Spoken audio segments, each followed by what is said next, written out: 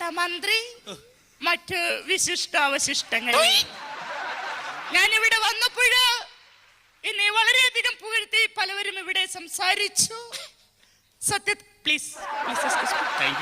സത്യത്തിൽ ഞാൻ ഒരു കാര്യം നിങ്ങളോട് പറഞ്ഞുകൊള്ളട്ടെ. ഇദ്ദേഹം പറഞ്ഞതുപോലെ ഞാൻ വനിതകളുടെ മാത്രം മെമ്പർ അല്ല, ഞാൻ പുരുഷന്മാരുടെ കൂടി മെമ്പറാണ്.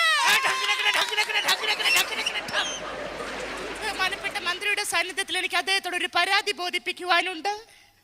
കാരണം നമ്മൾ ദിവസവും രാവിലെ ടിവിയിൽ കണ്ടുകൊണ്ടിരിക്കുന്ന സുപ്രഭാതം പരിപാടി പല സ്ത്രീകളുടെയും തിരക്ക് കാരണം അത് പലർക്കും കാലത്ത് കാണാൻ സാധിക്കാറില്ല.